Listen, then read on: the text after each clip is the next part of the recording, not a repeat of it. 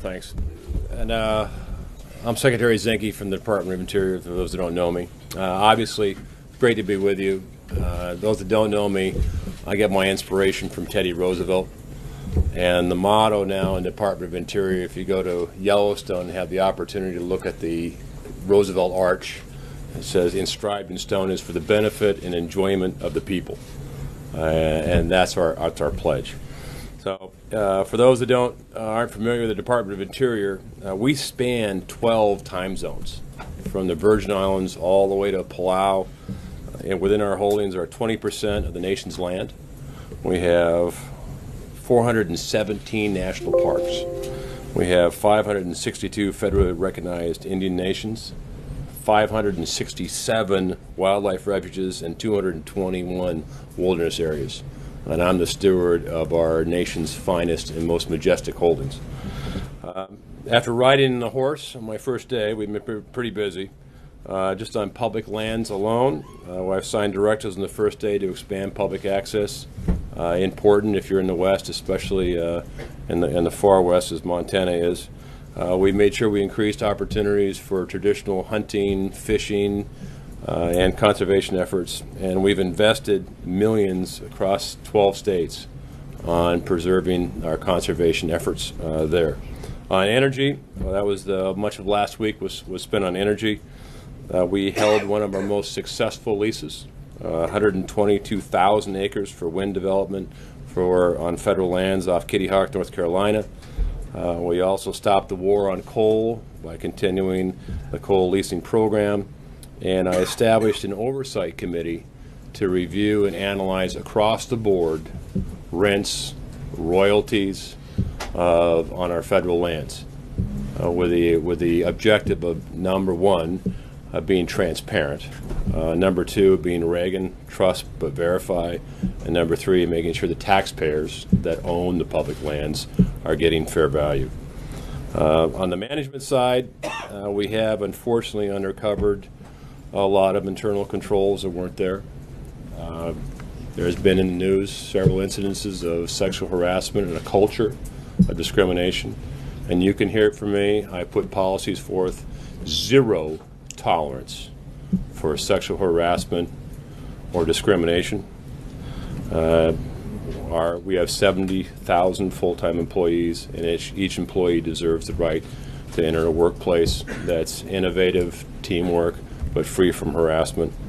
On the brighter side, we will pilot the first ever dog-friendly Department of Interior. Puppy Day is coming up, so we've established that. And people ask, why are you doing that? Well, some of it we compete on millennials. So we're trying to develop ourselves as a friendly department that's going to work with people. We're going to be an advocate for collaboration, and in doing that, we're going to start with being dog friendly. And also, we've taken to Twitter. As you know, this administration is Twitter friendly. So am I at Secretary Zinke. And finally, as a veteran myself, I tell you, I am thrilled at the President's decision to donate the check he did today. I did talk to the President last night, and he has decided, as you know, donate his entire quarter salary, and we're going to dedicate it and put it against the infrastructure on our nation's battlefields. We're about $100 or $229 million behind in deferred maintenance on our battlefields alone, and that's on our 25 national battlefields, and we're excited about that opportunity. So thank you very much for the opportunity to be with you, and thank you for American people to trust the stewardship of our nation's greatest holdings with us. So I'd like to thank our Superintendent Brandyburg for being here. He's Harper's Ferry. If you haven't been out there, please do. With that, I'll turn it back to Sean. I will take questions. How's that war on coal thing working there? You're saying that you're going to open it up because of war on coal. Isn't that kind of contrary to what Teddy Roosevelt wanted in preserving the land? Well, there's no doubt three things. One is, environmentally, it's better to produce energy here under reasonable regulation than watch it get produced overseas with none. Secondly, jobs matter. There's a social cost of not having a job. In some of our communities, coal, mining, forestry are the only job.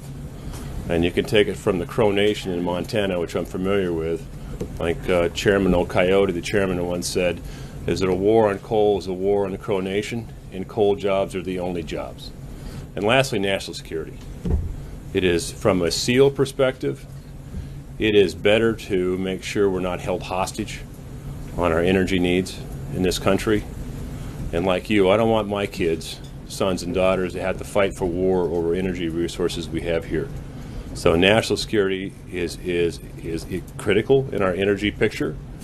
And look, the world is safer when America is stronger.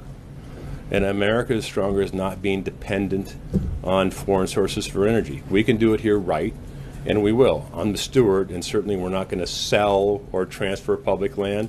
And I don't pick winners and losers. So coal isn't getting any more of a better deal than anything else.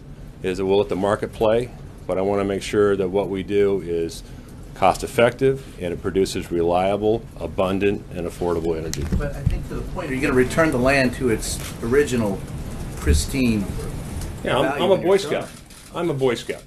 So I was taught long ago that when you leave a campground, you leave it in the same or better condition you found it. And that's why we're looking at royalties and make sure we have a reclamation program that makes sense. All of us want clean air, clean water, and I'm concerned, as well as you are, to make sure what we're doing is in the best interest of the public in perpetuity. So last question, ma'am. Yeah, have you thought about redesignating the Gold Butte Monument in Nevada? We are looking at everything across the board. When I came in, there was a lot of talk about different monuments in different places, and I've talked to the senators, and so everything is on the board, looking at it. No monument in specific, but looking at the process, look at the law, making sure that the monuments follow the law on there. And at the end of the day, it's important that we operate collaboratively. If you're outside of Washington, D.C., there's a lot of anger out there. And I want the Department of Interior, our rangers and land managers, to be first viewed as rangers and land managers, not law enforcement. I don't want to be us to be heavy-handed, and I want us to work with local communities because that's where we're embedded. Our rangers, they have children, they play soccer, they coach, they do all those things. I want to make sure the Department of Interior is the department that works with local communities, works with the states, and we want to be the YEP team. That means be an advocate rather than an adversary. Thank you, guys. Thanks, Mark. Thanks. We'll come back.